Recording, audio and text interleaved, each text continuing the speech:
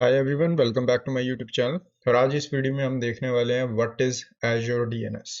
तो Azure DNS क्या होता है, उससे पहले हम समझेंगे कि डीएनएस क्या होता है और डीएनएस कैसे काम करता है। उसके बाद हम देखेंगे कि एज़्योर पे जो हमको डीएनएस के फंक्शंस मिलते हैं वो किस तरीके के होते हैं। ठीक है। और नेक्स्ट वीडियो के अंदर हम एक लैब डेमो भी लेंगे जिसके अंदर हम एक एज़्योर के ऊपर प्राइवेट डीएनएस सर्वर कैसे सेटअप कर सकते हैं वो भी देखेंगे। तो सबसे पहले हम समझते हैं कि डीएनएस हमारा होता क्या है। यहाँ पे मैंने एक बेसिक सी डेफिनेशन ली है। डीएनएस, जिसको हम डोमेन नेम सिस्टम भी बोलते हैं, is like a phone book of the internet. तो एक फोन बुक की तरह होता है, जैसे आपकी फोन बुक होती है ना। फोन बुक में क्या होता है कि जिसको फोन नंबर असाइंड है उसका नाम उसके आगे लिखा होता है। ठीक है। तो आपको अगर मान लो किसी कंपनी को फोन करना है तो आप क्या करते हो, आप फोन बुक ओपन करते हो, उस कंपनी का नाम ढूंढते हो और उस कंपनी के नाम के आगे जो फोन नंबर लिखा है उसको आप फोन करते हो और उस कंपनी को फोन लग जाता है। उसी तरीके से आपका डीएनएस भी काम करता है। अब डीएनएस का काम क्या होता है यहाँ पे कि ये ट्रांसलेट करता है आईपी एड्रेसेस को डोमेन नेम के साथ। ठीक है। तो बेसिकली यहाँ पे क्या करेगा कि बेसिकली अगर google.com है आपका, तो google.com हमको तो समझ आ रहा है एज अ ह्यूमन। ठीक है। एज अ ह्यूमन हमारे लिए नाम याद रखने ज़्यादा आसान है एज कम्पेयर टू हम नंबर्स को याद रखें। पर जब हम कंप्यूटर की बात करते हैं तो कंप्यूटरों को नाम याद नहीं होते। कंप्यूटर नंबर्स के साथ अच्छे से काम करता है, जैसे कि यहाँ पे नंबर है, ये आईपी एड्रेस है। ठीक है। तो इसलिए जब भी आप कंप्यूटर को बोलते हो भी google.com पे जाओ, तो कंप्यूटर बोलता है आई डोंट नो google.com क्या है। तो वो क्या करता है, google.com का आईपी एड्रेस ढूंढता है और उस आईपी एड्रेस को यूज करके उस आईपी एड्रेस पे रिक्वेस्ट भेजता है आपकी। तो इस तरीके से आपको आपका जो वेब सर्वर है गूगल पे जो चल रहा है या वट एवर, राइट, उसका वेब पेज दिख जाता है। तो इस तरीके से आपका डीएनएस हेल्प करता है। तो यहाँ पे मैंने नीचे कुछ स्टेप्स लिए हैं जो बेसिकली एक पूरा लाइफ साइकिल है डीएनएस क्वेरी का। ठीक है। जब आपका यूजर जो है यहाँ पे बैठा है नीचे, ये sharmaIT.com पे विजिट करता है, तो बैक एंड के अंदर अंडर द हुड जो यूजर को दिख नहीं रहा, ठीक है, वो क्या चीजें होती हैं ऐसी जो चल रही होती हैं, जो कंप्यूटर करता है, जिसकी वजह से आपको ये वेब पेज पूरा का पूरा दिखता है। तो ये यहाँ पे मैंने कुछ स्टेप्स लिए हैं। ठीक है। अब ये पूरे कंप्लीट स्टेप्स नहीं है। ठीक है। इसके अंदर कुछ और भी होते हैं। जब आप इंटरनल एनवायरनमेंट के अंदर जाते हो तो एक दो स्टेप्स और होते हैं, वो मैंने यहाँ पे मिस किए हैं ताकि आप कंफ्यूज ना हो। बेसिक अंडरस्टैंडिंग के लिए जो मैं यहाँ पे बताने वाला हूँ वो मोर देन इनफ है आपके लिए डीएनएस समझने के लिए। तो यहाँ पे सबसे पहले क्या होता है, यहाँ पे आपका यूजर है, इसने क्या किया, इसने इस कंप्यूटर पे वेब ब्राउजर ओपन किया। यहाँ पे भी इसने वेब ब्राउजर ओपन किया और यहाँ पे इसने बेसिकली ये वेबसाइट एंटर कर दी, sharmaIT.com। अब जो कंप्यूटर के पास ये वेबसाइट गई sharmaIT.com, तो कंप्यूटर के दिमाग में क्वेश्चन आया कि sharmaIT.com क्या क्या है, मुझे पता नहीं है इसके बारे में। तो कंप्यूटर क्या करता है, सबसे पहले कंप्यूटर चेक करता है अपनी होस्ट फाइल। ठीक है। अगर आप लिनक्स पे काम कर रहे हो तो ये होती है /etc/hosts। ठीक है। इसको चेक करता है और इसके अंदर देखता है कि क्या sharmaIT.com के साथ कोई आईपी एड्रेस की एंट्री एग्जिस्ट करती है मेरे लोकल सिस्टम पे। ये बाय डिफॉल्ट एग्जिस्ट नहीं करती, होस्ट फाइल के अंदर एडमिन मैनुअली ऐड करता है अगर करता है तो। ठीक है। बट फिर भी आपका कंप्यूटर इस तरीके से कॉन्फ़िगर्ड है कि वो सबसे पहले आपकी होस्ट फाइल चेक करेगा। अगर उसको होस्ट फाइल के अंदर आंसर मिल गया, उसको होस्ट फाइल के अंदर पता लग गया भाई sharmaIT.com के साथ क्या आईपी लगा है, तो वो बेसिकली क्या करेगा, वो आपको यहीं पे स्टॉप कर देगा और यहीं से आपको आंसर दे देगा। ठीक है। यहीं से उसको आंसर मिल जाएगा भाई sharmaIT.com के साथ कौन सा आईपी लगा है, और वो उस आईपी पे रिक्वेस्ट भेज देगा डायरेक्ट। ठीक है। बट मान लो हमारे सिनेरियो में क्या होता है कि कंप्यूटर ने पहला स्टेप परफॉर्म किया, होस्ट फाइल चेक की और उसको आईपी एड्रेस नहीं मिला, तो वो दूसरा स्टेप परफॉर्म करता है जिसको बोलते हैं local DNS cash. Local DNS cash क्या होता है, लोकल डीएनएस कैश बेसिकली क्या होता है, एक तरीके से ना आपकी टेम्परेरी फाइल बोल सकते हो आप इसको, एक टेम्परेरी कैश सा होता है। ठीक है। जिसके अंदर आपके कंप्यूटर ने रिसेंटली, ठीक है, रिसेंटली जितनी भी डोमेन्स को कन्वर्ट किया आईपी के अंदर, ठीक है, जितने भी डोमेन्स की इंफॉर्मेशन उसने फाइंड की है कि इस डोमेन का आईपी क्या है, इस डोमेन का आईपी क्या है, वो उसको टेम्परेरली अपने लोकल टेम्परेरी कैश में रखता है कि अगर यूजर दोबारा उस पर विजिट करने की कोशिश करे तो मेरे को पूरा का पूरा डीएनएस साइकिल स्टार्ट ना करना पड़े, मैं अपना कैश चेक करूं और उस पर रिक्वेस्ट भेज दूं। तो डीएनएस कैश इसलिए होता है। वो दूसरा स्टेप ये परफॉर्म करता है, वो देखता है डीएनएस कैश में क्या sharmaIT.com की एंट्री एग्जिस्ट करती है। अगर उसको मिल गई तो वो यहाँ पे वेब पेज दिखा देगा। ठीक है। मतलब कि आपकी रिक्वेस्ट उस आईपी पे भेज देगा और वो वेब सर्वर आपको रिस्पॉन्ड बैक करेगा और आपको वेब पेज दिख जाएगा। बट टेक एन एग्जांपल कि डीएनएस कैश के अंदर भी वो एंट्री एग्जिस्ट नहीं करती, ठीक है। ये इसलिए हो सकता है कि आपने कभी वो वेबसाइट इस कंप्यूटर से एक्सेस की ही नहीं, ठीक है, पहली बार आप कर रहे हो तो डीएनएस कैश में वो एंट्री होगी नहीं, ठीक है। तो उस सिनेरियो में आपका थर्ड स्टेप काम में आता है।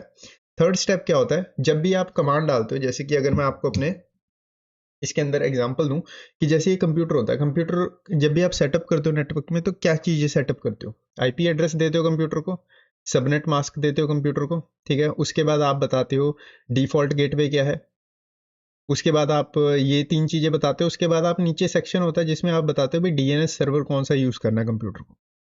तो थर्ड स्टेप वो है।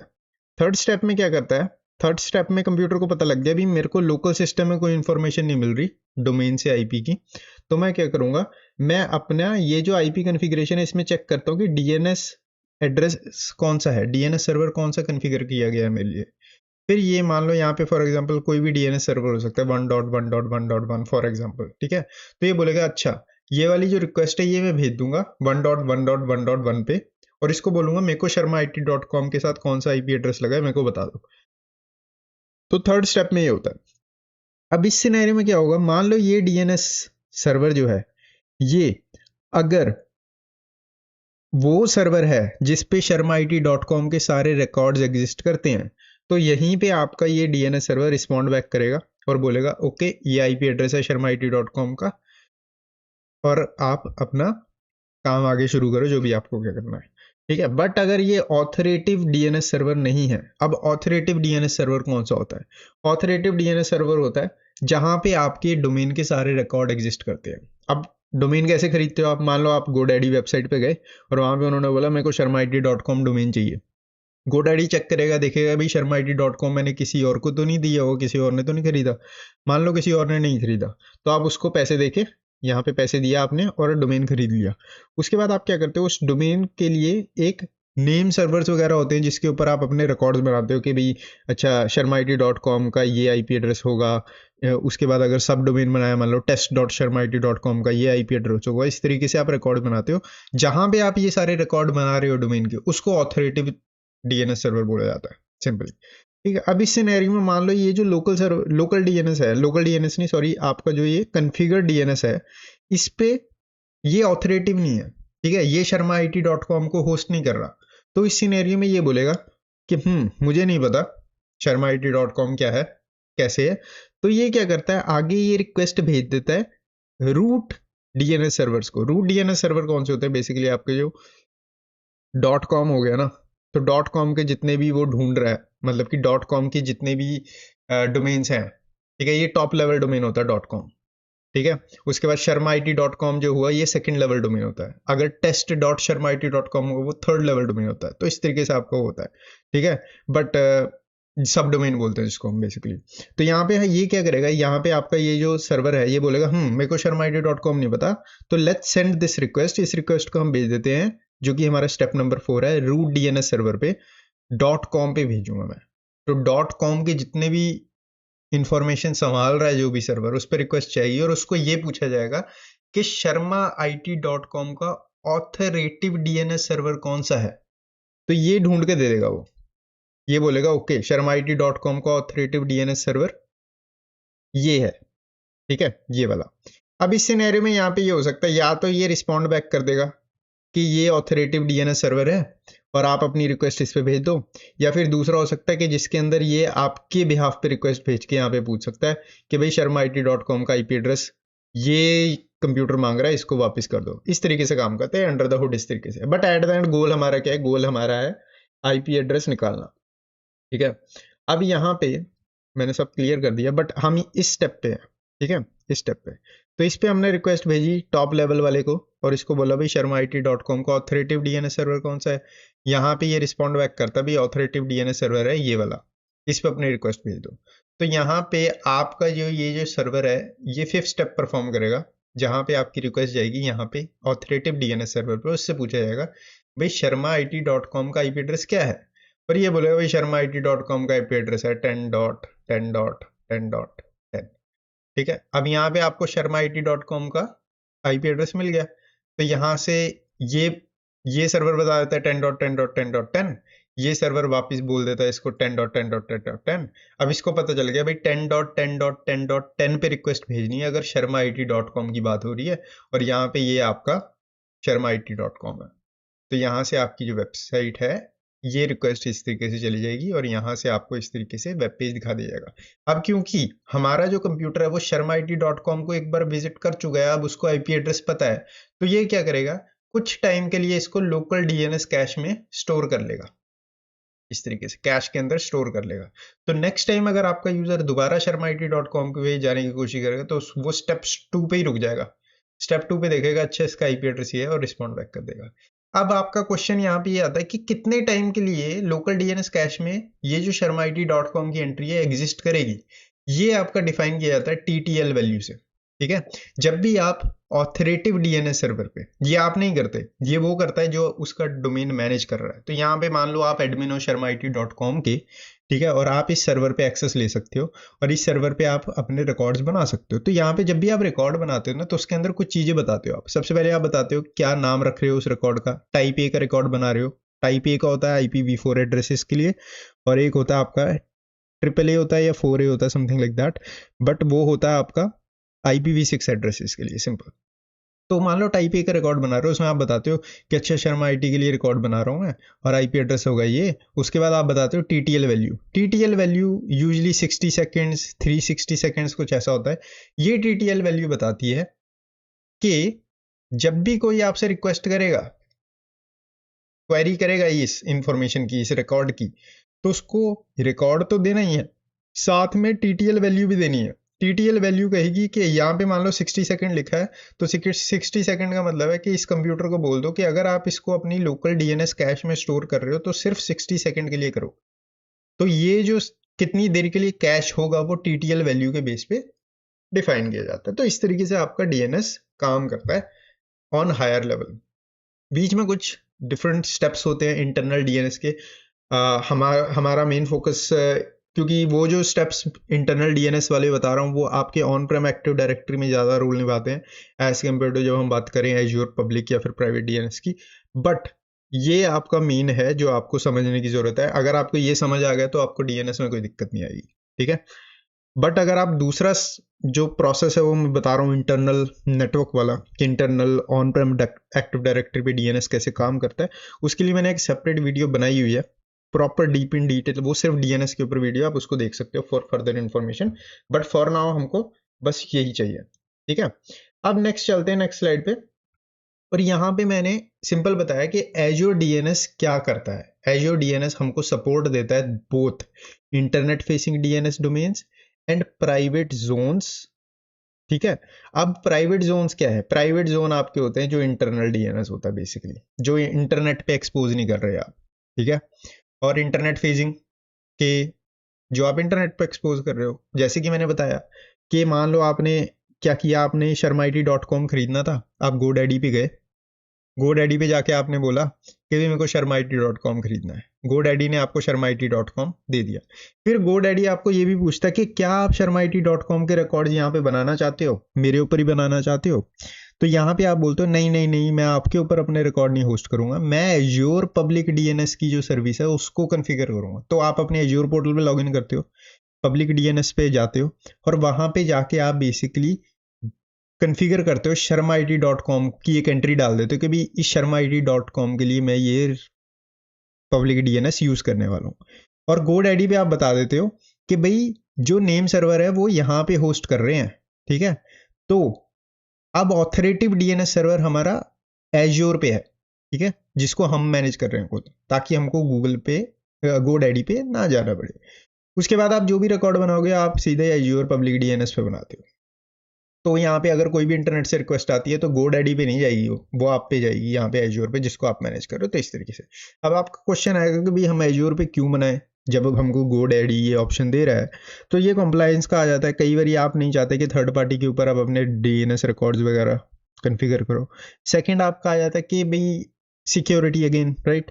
आप चाहते हो एज एन एडमिन आप सारी चीज़ें एक ही प्लेस पे करो, ठीक है।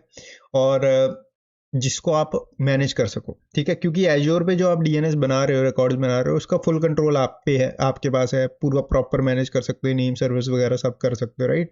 बट यहाँ पे गोडैडी के अंदर आपको सिर्फ एक ऑप्शन मिलता है रिकॉर्ड डिलीट करने का, रिकॉर्ड ऐड करने का। उसके बाद अलावा और कुछ कर नहीं सकते यहाँ पे, तो ये आपको हो जाता है। पर ऐसा कोई बात नहीं है कि गोडैडी पे कोई प्रॉब्लम है, नहीं। ये सिर्फ मैं बता रहा हूँ कंपनीज क्यों करती हैं ऐसा, ठीक है ना। ये otherwise GoDaddy one of the examples है। उसके बाद आपको बहुत दुनिया भर के मिल जाएंगे जहाँ पे आप अपने डोमेन्स खरीद सकते हो और वहाँ पे अपने रिकॉर्ड्स भी बना सकते हो बिना किसी दिक्कत के। आपको कोई एज्योर की जरूरत नहीं है। बट फॉर दिस वीडियो हम एज्योर की बात कर रहे हैं।